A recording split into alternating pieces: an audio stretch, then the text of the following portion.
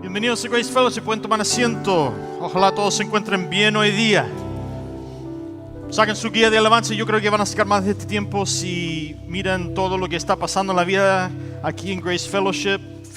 Fíjense en las fechas, cosas importantes. También hay una tarjeta blanca ahí adentro que pueden usar para marcar su atendencia, darnos su información, para que le mantengamos informados. Y más importante, hay un lugar en la parte trasera de esa tarjeta blanca donde puede poner peticiones de oraciones que tenga. Nosotros queremos estar orando contigo sobre todo lo que está pasando en su vida. Así que llenen eso. Cuando pase el plato en unos minutos lo pueden colocar ahí. O si no tienen tiempo de llenarlo por completo antes de que pase el plato, manténganlo, llénenlo mientras yo predique. Y al fin del servicio, saliendo por la puerta aquí al medio a la izquierda, hay un mueble de madera con un hueco arriba, lo pueden colocar ahí. Y a menos que marque solo para el pastor, va a aparecer en la primera página de su guía de alabanza, y la semana que viene alguien aquí va a recibir su petición y ellos también van a estar orando por ti. Entonces, Grace Fellowship es la intención de nosotros ser una casa de oración para todas las naciones. Entonces, si usted pone una petición de oración en esa tarjeta, va a ser orado esa petición 3-4 veces esta próxima semana. Así que llénenlo, colóquenlo ahí. Y oren por la petición de alguien que se encuentra en su guía de alabanza esta mañana. Ellos lo escribieron la semana pasada. Usted viene por detrás del equipo de oración, terminando de orar por esa petición. Así que llévense esto para la casa y oren por esa petición. Oren por su hermano, su hermana. Eso es muy importante. Muy bien, voy a pedir a los ujieres que pasen a tomar nuestra ofrenda esta mañana y como ya mencioné, pueden colocar esa tarjeta ahí si lo tienen llenado por completo. Ayer yo este fin de semana, fuimos a Florida, Tate y yo, mi menor. Él tuvo una invitación para el equipo de fútbol allá, para ir y ver el ensayo y ese tipo de cosas.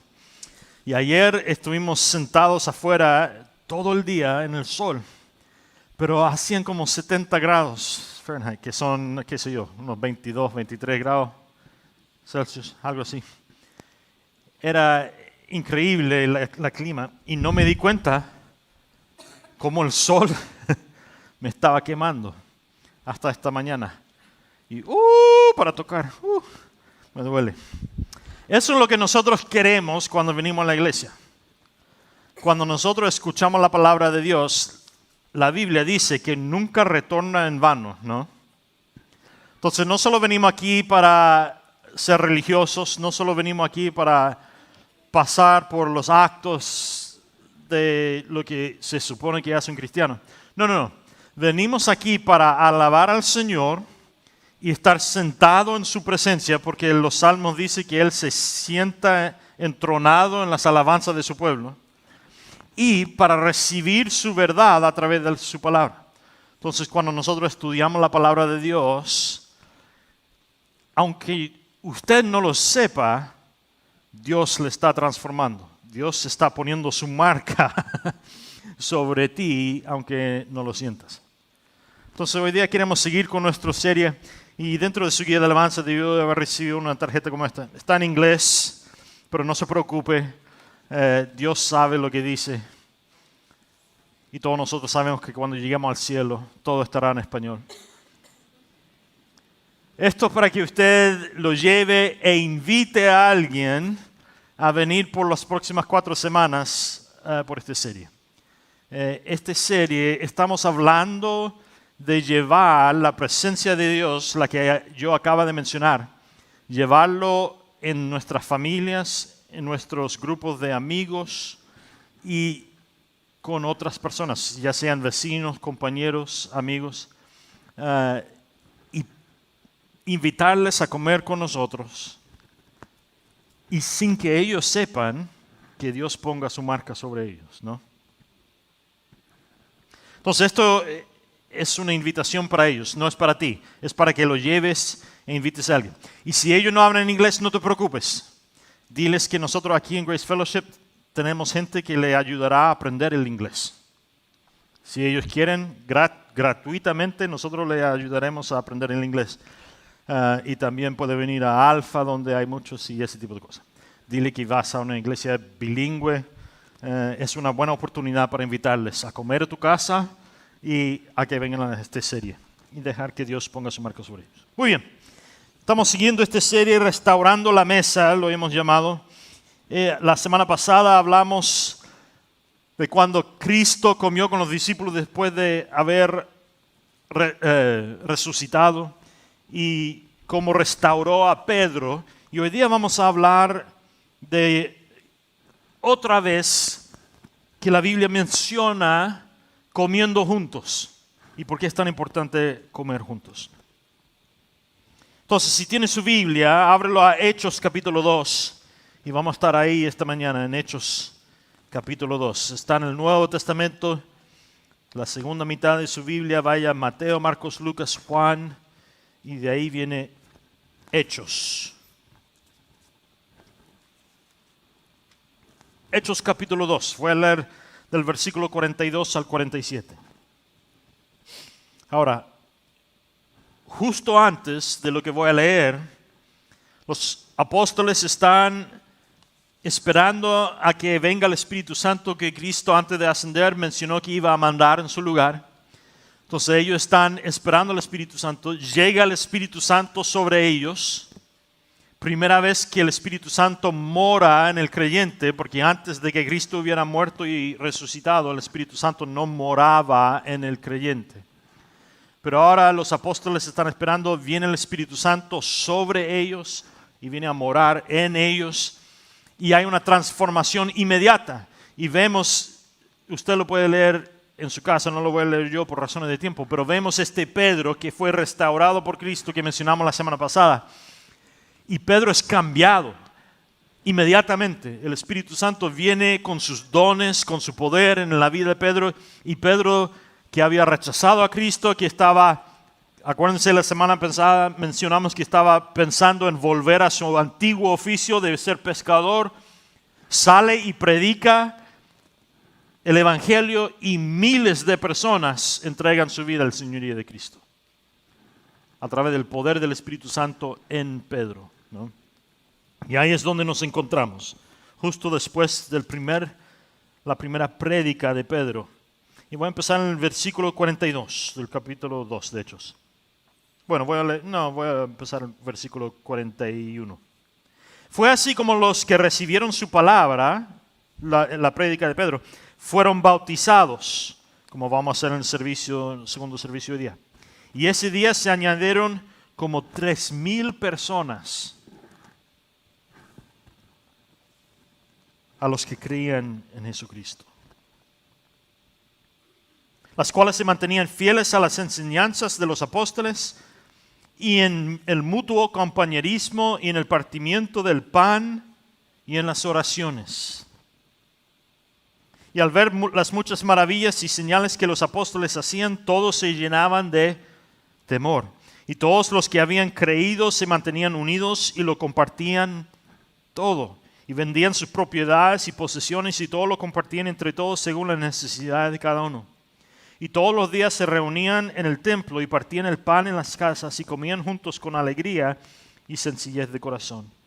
Y mientras alababan a Dios y brindaban ayuda a todo el pueblo, y cada día el Señor añadía a la iglesia a los que habían de ser salvos. Entonces, ¿qué está pasando aquí? Pues aquí, esto es muy importante para nosotros, el creyente, porque aquí por primera vez vemos la mención de la iglesia. ¿Y qué es la iglesia? La iglesia no es el edificio, no es la sinagoga judía del Antiguo Testamento, no es el templo. ¿Qué es la iglesia? Según lo que dice capítulo 2 de Hechos, la iglesia somos nosotros, el cuerpo de Cristo. Los creyentes, los que han rendido su vida al señorío de Cristo son, según lo que dice Hechos, la iglesia. Entonces lo importante aquí es que vemos que Pedro la semana pasada quería volver a ser pescador. Jesucristo lo restaura, Jesucristo asciende al cielo, Jesucristo manda al Espíritu Santo y Pedro, habiendo recibido el Espíritu Santo, ahora entra en el llamado que Cristo le había dado de atender a sus ovejas o a los creyentes y ser el primer líder en el mundo, no papa, líder, pastor de la iglesia. Él no es nada especial.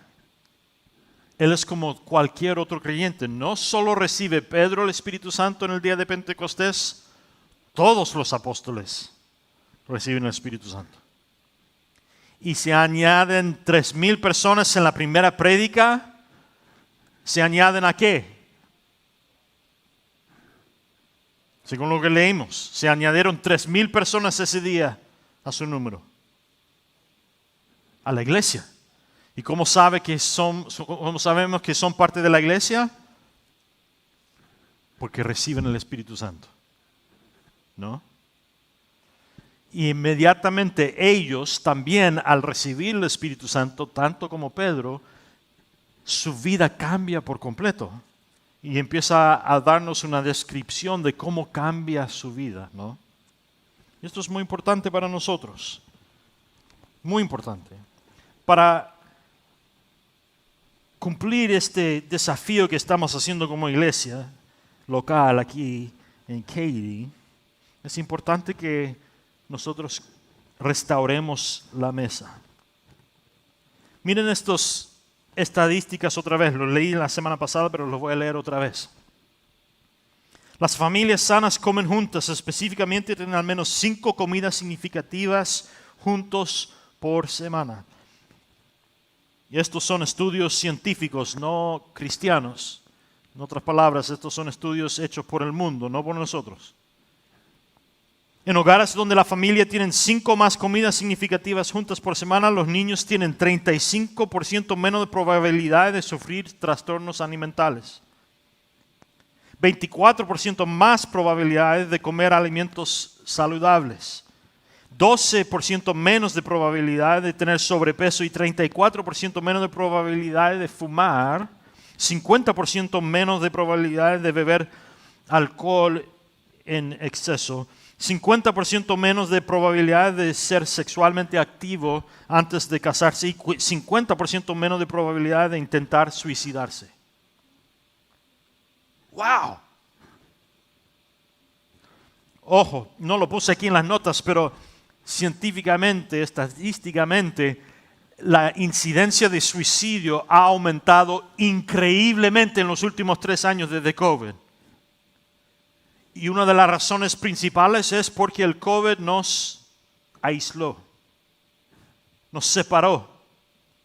En otras palabras, COVID y cómo impactó al mundo indicaría que estas estadísticas son ciertas. Que mientras más relaciones saludables tenemos y cuando comemos juntos, impacta la vida entera del individuo. Y especialmente de los niños. Ann Fisher dice, solo el 30% de familias en Estados Unidos comen juntos con regularidad. 30%. Con razón, estamos en un país que está teniendo todo tipo de problemas. Atlantic Monthly dice que el estadounidense promedio hace 1 de cada 5 comidas en su automóvil. Y 1 de cada 4 estadounidenses comen al menos una comida rápida todos los días. En otras, McDonald's, Burger King, Whataburger, Pollo Loco. No, disculpa, ese no.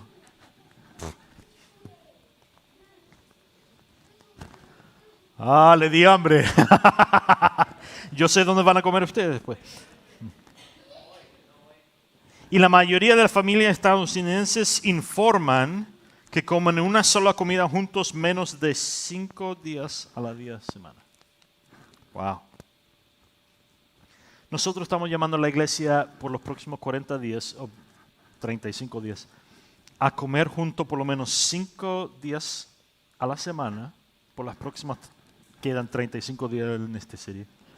Y por los próximos 35 días, que por lo menos 3 veces durante esos 35 días invites a alguien con quien no comes mucho. Y ojalá sería alguien que no es parte de la iglesia. Un colega, vecino, familiar, que venga a comer contigo. Y veamos lo que hace Dios. Aquí en Hechos vemos el nacimiento de la iglesia. Y una de las cosas muy importantes que debemos de fijarnos es que de toda la lista que menciona que ellos empiezan a hacer, solo hay una sola cosa que menciona 2 veces. ¿Saben lo que es? Pues miremoslo otra vez.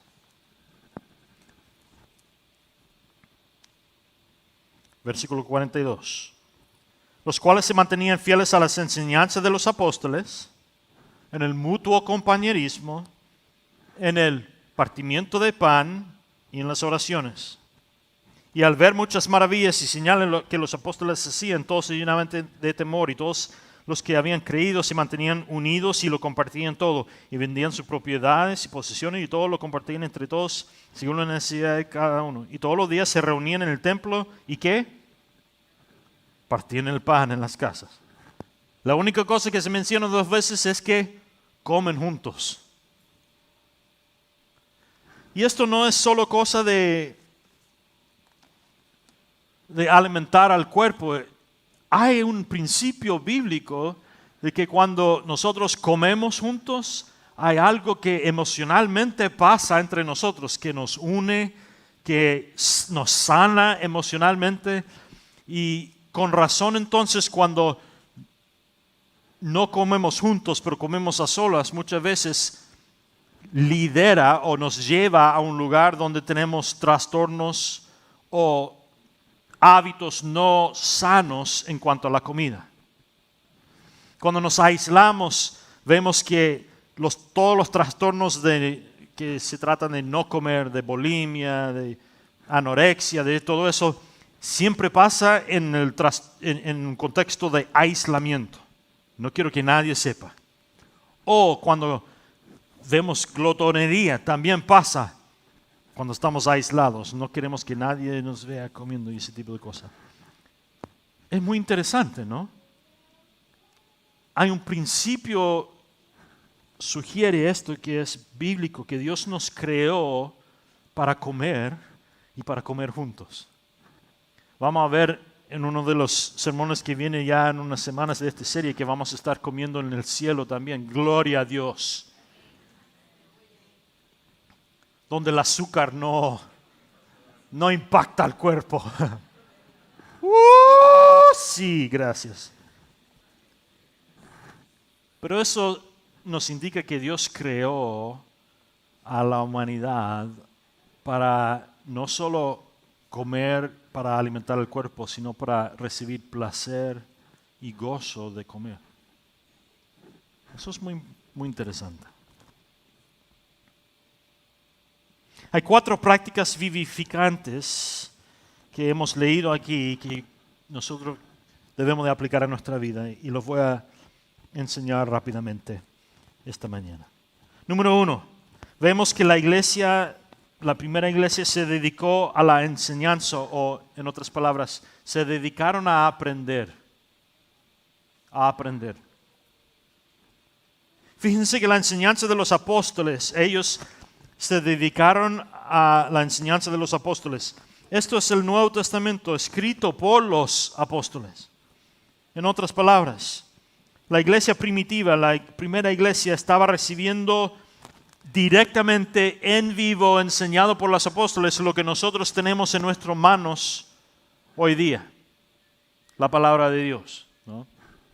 Entonces ellos se dedicaron a aprender la palabra de Dios y nosotros también podemos dedicarnos a aprender la palabra de Dios, principalmente la palabra que los apóstoles enseñaron, que ahora está en nuestras manos, pero también dedicando a aprender la palabra de Dios del uno al otro, de cómo Dios ha enseñado. Es por eso que en el libro de Tito, capítulo 2, nos enseña que no debemos de separar las generaciones, como es tendencia de muchas iglesias hoy en día. Es por eso que los jóvenes siempre, cuando compramos el edificio nuevo, había muchos que me estaban preguntando, ¿vamos a tener un salón para los jóvenes? Y yo dije, no. Y dijeron, pero ellos necesitan su propio lugar. Y yo dije, no. Ellos pueden usar todo el edificio los miércoles por la noche como lo hacen aquí, pero los domingos ellos van a alabar con nosotros. ¿Por qué? Porque es importante que nosotros, especialmente yo, como mencioné ayer, estaba ahí con el equipo de fútbol de Florida y ustedes creen que yo soy grande. No, yo era chiquito con todos esos jóvenes, ¿no? Y todos estaban corriendo y todo como estatuas griegos, ¿no? Músculos y solo con verlos a ellos me daba ganas de ser joven otra vez, ¿no? De poder correr y jugar.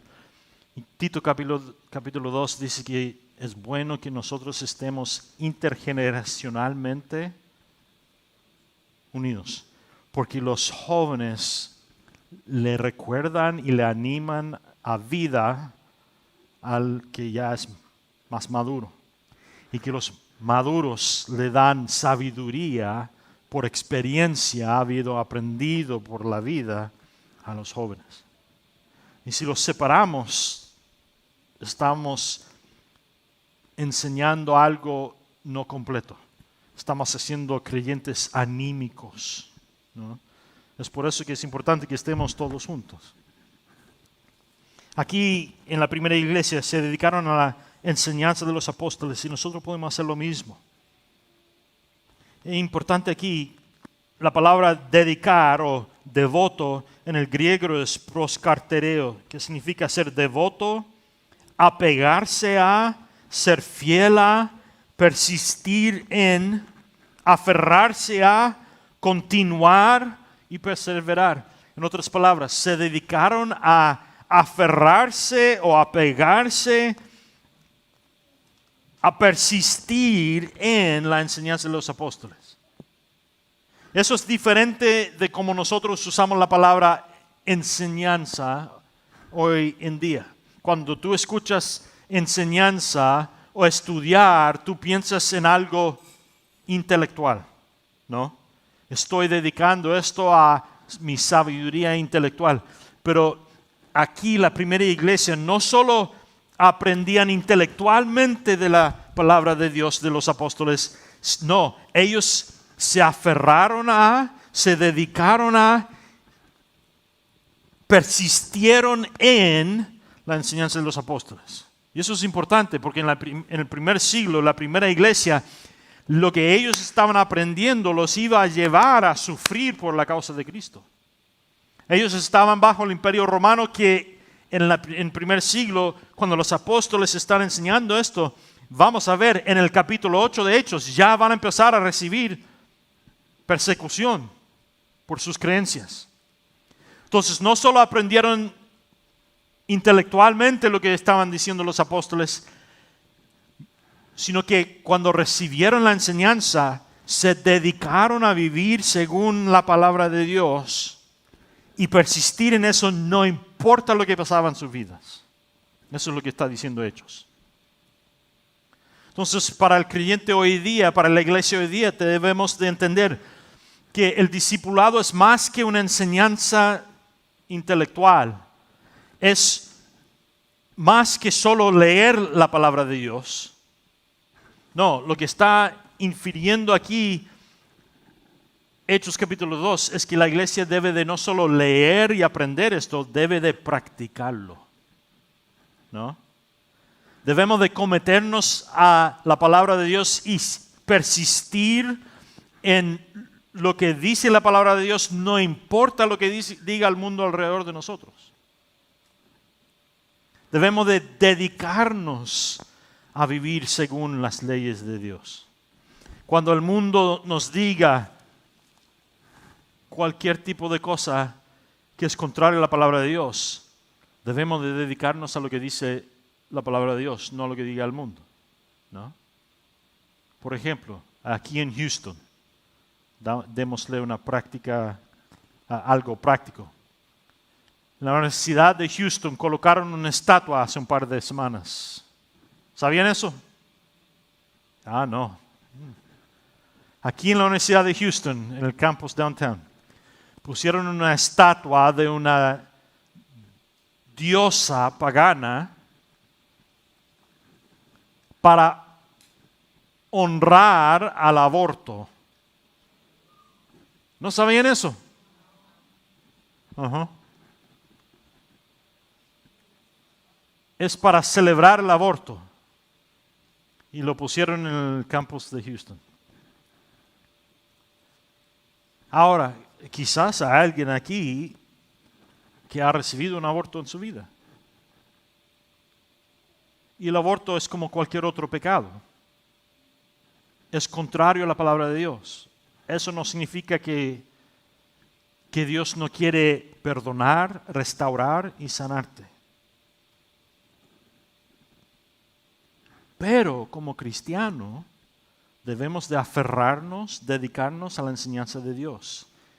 Y la palabra de Dios dice que Dios es el que crea a cada bebé en el vientre de su madre. Que todo bebé es una vida. Entonces debemos de aferrarnos, dedicarnos a la palabra de Dios. Entonces, si tú estás aquí o viendo en línea y has tenido un aborto, pídele a Dios que te perdone, que te restaure y dedícate desde hoy en adelante, según lo que dice la palabra de Dios, a no cometer otro aborto. Y a no decir que el aborto, aunque sea legal en este país, es correcto. ¿No? Eso sería un ejemplo.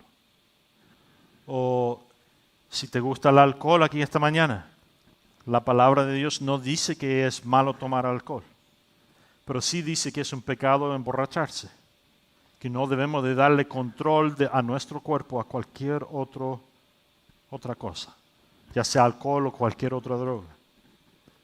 Entonces, si vamos a aferrarnos a la palabra de Dios, yo voy a decir que no me voy a emborrachar. No voy a tomar demasiado. No importa lo que diga el mundo alrededor de mí. No importa lo que haga todos mis amigos en el fin de semana. Yo voy a vivir según la palabra de Dios. Me voy a dedicar a persistir en la palabra de Dios, tal como la primera iglesia. Interjecta cualquier pecado.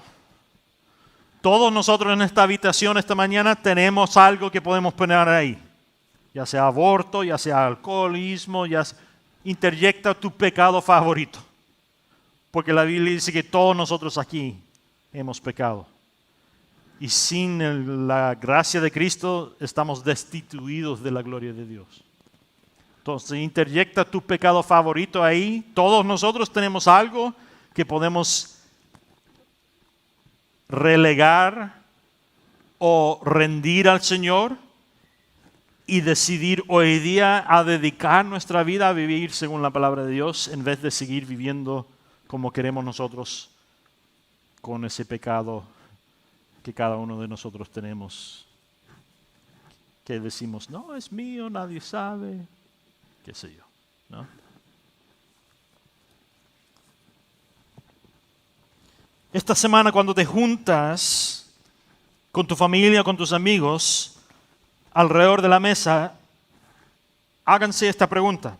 ¿Cuál es tu versículo bíblico favorito?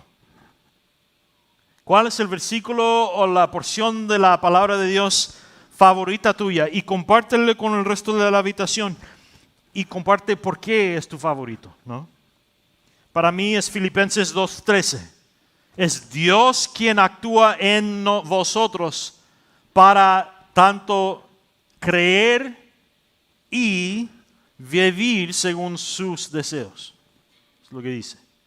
A mí me encanta ese versículo porque me recuerda a mí que no es mi obra que me acerca a Dios, es Dios quien obra en mí para transformarme en su semejanza. ¿No? Entonces, tal como yo acabo de mencionar, todos nosotros tenemos esos pecados que estamos, ¿no?, alimentando en nuestras vidas. Cuando el enemigo viene y dice, eres un pecador horrible, recuérdale al enemigo, sí, pero gracias a la gracia de Cristo soy perdonado. Y gracias a la gracia de Cristo estoy siendo transformado por su obra, no por la mía. Entonces, gracias a Dios, no depende de mí, solo de mí, sino que depende de la obra del Espíritu Santo en mí. Por eso me encanta. Número 2, se dedicaron a comunión o a compartir, estar en comunión con otras. La palabra aquí en Hechos es que se dedicaron a la comunidad, que en el griego es koinonia, que literalmente significa participar, compartir, tener todo en común, compañerismo, asociación, ¿no? Se dieron cuenta que tenían una familia nueva, que no solo somos familia por sangre, somos familia por sangre, pero por la sangre de Cristo, ¿no? Y que la sangre de Cristo nos hace más familia que la propia sangre mía o mi apellido, ¿no? Los versículos que siguen dan ejemplo de compañerismo. Todos los que creyeron estaban juntos, es lo que dice el versículo 44. Todos tenían todas las cosas en común, fueron generosos y suplieron las necesidades de los demás. Asistieron juntos al templo. Como dice el pastor Freddy Cardosa, la koinonía describe la unidad del espíritu que proviene de las creencias, convicciones y comportamientos compartidos de los cristianos. Cuando esos valores compartidos están vigentes, se produce una genuina comunión. David Mathis dice, el compañerismo cristiano, nuestra santa comunidad de compartir en un Salvador a través del Espíritu Santo como un solo cuerpo, va mucho más allá de los juegos y las comidas compartidas. En el Nuevo Testamento el compañerismo es menos la fiesta cristiana del Super Bowl y más como los propios jugadores acurrucados en el campo, convocando la siguiente jugada. La comunión del Nuevo Testamento es mucho más profunda que las amistades humanas comunes. El compañerismo en su mejor expresión se compone de relaciones profundamente comprometidas, es decir, una alianza de pacto en las buenas y en las malas, en el dolor y las molestias, en la incomodidad y la molestia. La comunión como medio irreemplazable de gracia de la vida cristiana nos ofrece dos gozos invaluables. Recibir la gracia de Dios a través de las palabras de ayuda de los demás y dar la gracia de Dios a los demás a través de las nuestras. Jesús no nos llama a retenernos solos, como si no necesitáramos a los compañeros que Él nos da, pero nos ayudamos mutuamente a mantenernos firmes y a prosperar. Pregunta en la mesa cuando se juntan, ¿qué recuerdo tienes de haber experimentado una verdadera comunión? Un momento relacional con otros creyentes que Dios usó como un medio de gracia en tu vida. ¿Qué pasó? Cuentan la historia del uno al otro y deja que la gracia de Dios use tu historia para bendecir a los demás. La tercera cosa que ellos hicieron era dedicarse a comer juntos. Y esto es muy importante, como ya mencioné, es la única que fue mencionada 2 veces. Mira lo que dice David Camera. Aprendemos en la Biblia que compartir una comida juntos es una de las formas principales en que se establecen, profundizan y se disfrutan las relaciones tanto con Dios como con los demás. ¿Por qué? Porque cuando yo como un pastel de chocolate contigo, literalmente Dios ha creado el chocolate. Y no sé por qué, pero Dios decidió crear este chocolate que es algo natural, creado por Dios. Y Dios decidió que el chocolate soltaría dopamina en mi cerebro que me daría un sentimiento de gozo y de sentirme bien. Y Dios sabe que cuando estamos comiendo pastel de chocolate juntos, los dos estamos sintiéndonos bien. Y los dos estamos alabando al Señor por haber creado algo tan perfecto. Y nos recuerda que Dios lo creó todo. Y estamos esperando el día en que vuelva Cristo. Y la consecuencia del pecado sobre esta creación se haya ido. y ya no exista más el chocolate, ¿cómo se dice en español? Dark chocolate. Sino que todo será chocolate dulce. ¿No?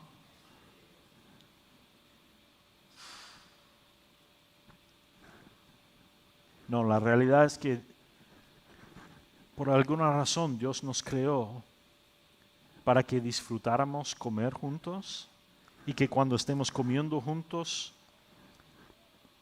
lo que está pasando en el químico del cerebro y físicamente en el cuerpo, del satisfacer la necesidad que nuestro cuerpo necesita para seguir funcionando, cuando lo hacemos juntos, esa química que está siendo suelto en nuestro cuerpo nos une a nosotros. Cuando lo hacemos juntos, nos trae juntos. No sé si lo han visto, pero en la Primera Guerra Mundial, en Europa, estaban, ¿se acuerdan? No sé si se acuerdan en la historia. Estaban los dos enemigos frente el uno al otro. Había un campo entre medio. Y estaban en huecos, no huecos, ¿cómo se dice? Trenches, pero no sé cómo se dice en español. Trincheras. Y llegó el 25 de diciembre.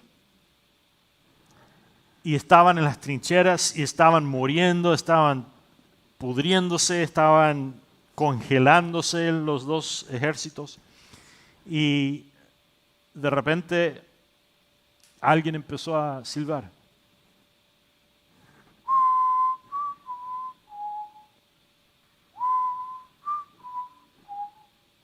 ¿Han escuchado esta historia? Y de repente un hombre de un lado sale de la trinchera con una bandera blanca y sale un hombre del otro lado y se encuentran en el medio. Y uno de los soldados tenía un chocolate y saca el chocolate y le rompe un pedazo y por ese día no lucharon, salieron todos de las trincheras y celebraron la Navidad juntos. Y todo empezó con compartir comida. Y por un minuto, al comer juntos, ya no eran enemigos, sino que eran hombres, otra vez, ¿no?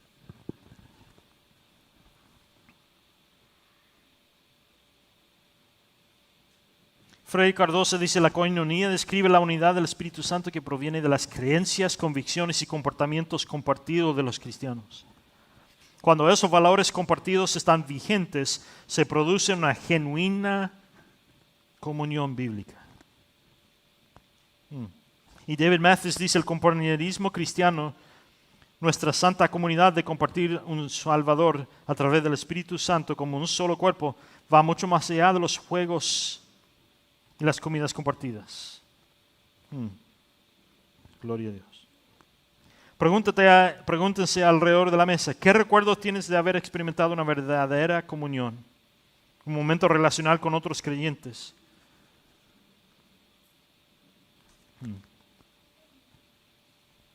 Ryan Rush dice: independientemente de tu educación, las horas de comida alrededor de tu mesa familiar han tenido una profunda influencia en tu vida. ¿Te das cuenta o no? Todo, desde un sentido de valor o seguridad personal hasta sus conceptos de Dios, probablemente se remonta a sus comidas familiares o a la falta de ellas. Cada vez que un niño se reúne con sus padres para comer, se dice: tú eres importante para nosotros y tus necesidades serán satisfechas, ¿no?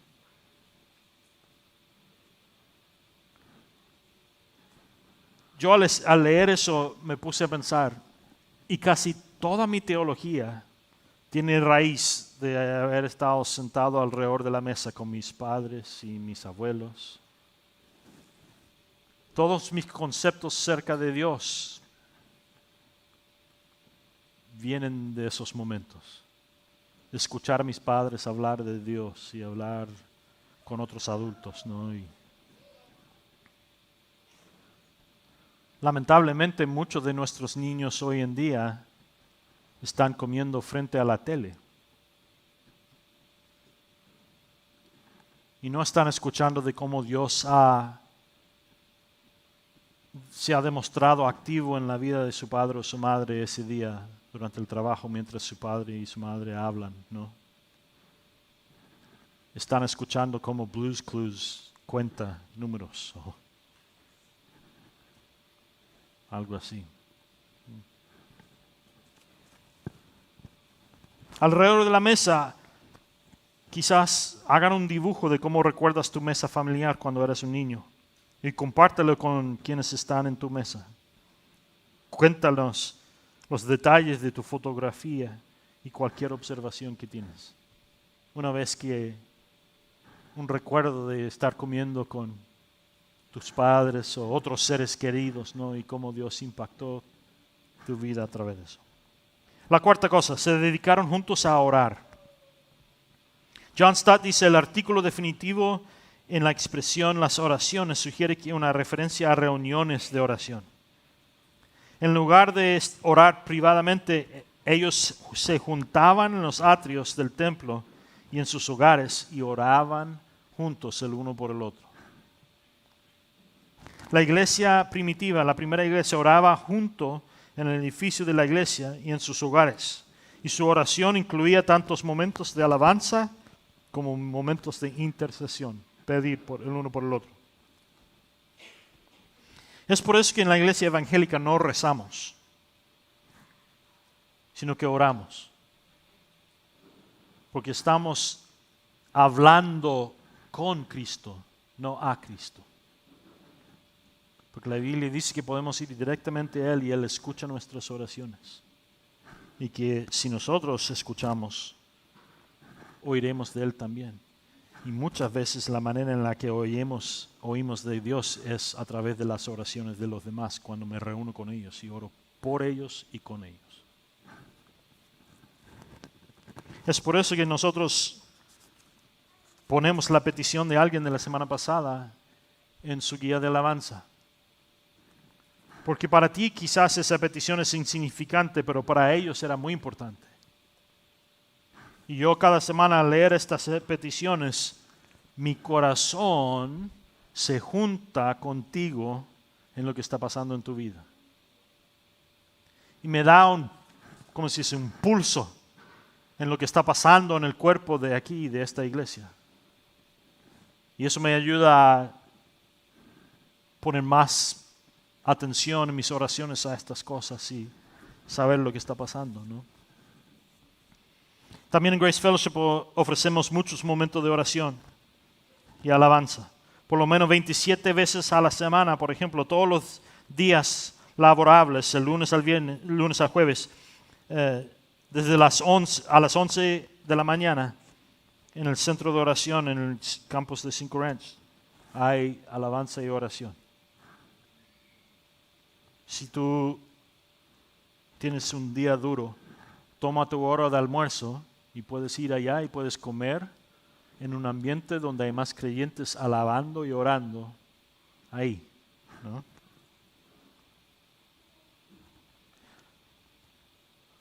Quizás esta semana cuando te juntas a comer con tu familia o con tus amigos o compañeros, quizás orarían juntos.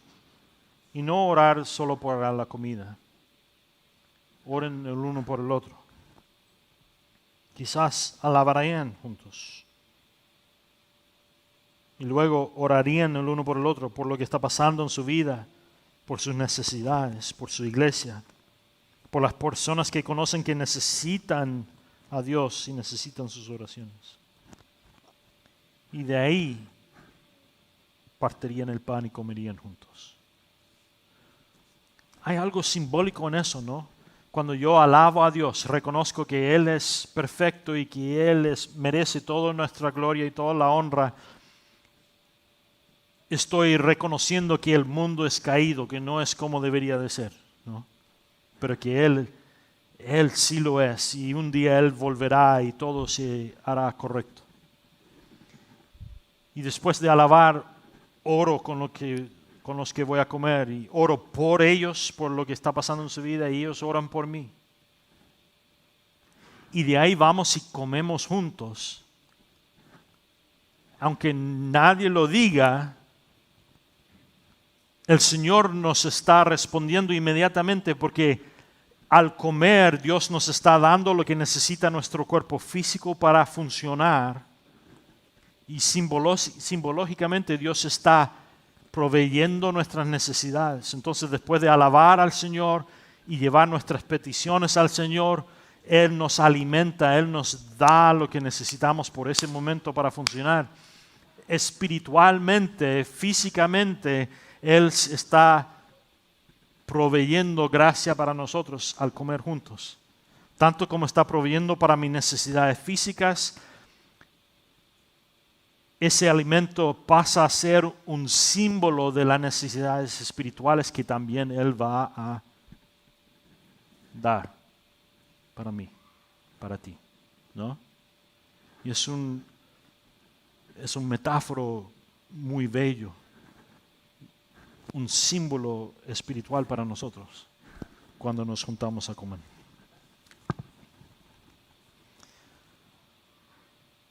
Finalmente, una quinta aplicación: participemos juntos en las 4 prácticas de la iglesia primitiva esta semana y estos 35 días que quedan. Comamos juntos. Eso es lo que estamos haciendo. Entremos en comunidad, juntémonos con otros cristianos que nos muestran sus cicatrices físicas que tengan y la historia detrás de ellas. Porque al hablar por las cicatrices físicas, abrirá la puerta para hablar acerca de las cicatrices espirituales o emocionales que tengamos también. Leamos la palabra de Dios, dediquémonos a aprender lo que dice la palabra de Dios, tanto como la primera iglesia lo hizo. Y yo sugiero que lean Miqueas capítulo 6, versículo 8 y analicen su significado y aplicación para ese tiempo juntos. Y finalmente oren el uno por el otro.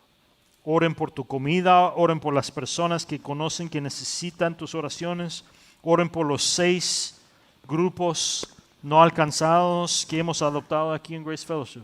Los Banjar, los Nakasa, los Bugi de Indonesia, los Afar de Etiopía, los Azerbaiyán y los Rajput de India. Gente que están comiendo en el mundo, millones de personas que no tienen acceso a esto. No tienen quien les enseñe acerca de Cristo. Y nosotros hemos cometido a adoptarlos, a orar, a dar y a ir hasta que ellos tengan suficientemente de su propia cultura, que conozcan a Cristo, que puedan empezar a reproducirse por sí mismos, tal como Pedro lo hizo en este capítulo, ¿no? Señor, nosotros queremos ser usados por ti para tus propósitos y queremos conocerte más íntimamente cada semana, Señor. Y queremos reflejar tu gloria y experimentar lo que es la comunión espiritual. Así que, Señor, mientras nos acercamos alrededor de la mesa y comemos juntos, Señor, restaura no solo el tiempo de comer juntos, sino que restaura la paz y salud emocional, físico y espiritual que viene a través de unirnos juntos con otros. Y a dedicarnos a la enseñanza de tu palabra, a la alabanza de tu nombre, a orar el uno por el otro, a comer juntos, Señor. Derrame su Espíritu Santo, tal como lo hizo ese día después de Pentecostés, Señor. Y añade a nuestro número diariamente los que se están siendo salvados, habiendo experimentado la gracia de tu Espíritu Santo y la obra de tu Espíritu Santo en su vida a través de nosotros.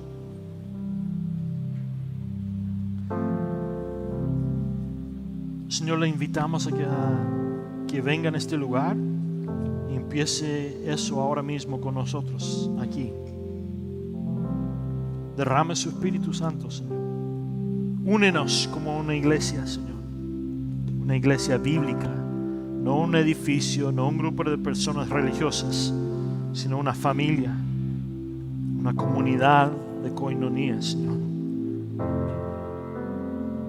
Haz lo que solo tú puedes hacer en este lugar. Cristo, te invitamos aquí.